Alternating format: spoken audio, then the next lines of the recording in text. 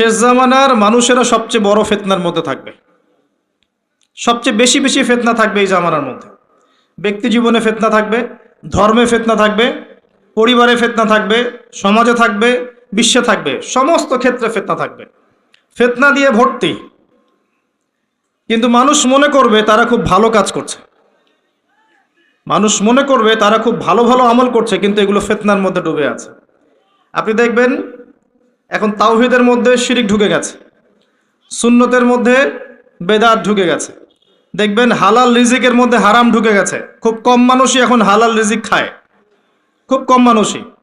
সবার ঘরে ঘরে এখন সুদ, সবার ঘরে ঘরে দেখবেন ঘুষের টাকা ঢুকছে, দুর্নীতির টাকা ঢুকছে, আত্মসাতের টাকা ঢুকছে।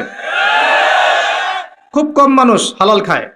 অনেক সময় দেখবেন আমরাও দাড়ি টুপি রেখেও অনেক সময় বোনদের সম্পত্তির অধিকার দেই না, এমন হয় না? আমরাও অনেক সময় ধর্মীয় লেবাসেও দেখা গেছে আমরা টাকা পয়সা আত্মসাৎ করছি না? এরকমও হিস্ট্রি আছে। খুব কম মানুষ আছে এই পৃথিবীতে যারা হালাল রিজিক খাচ্ছে।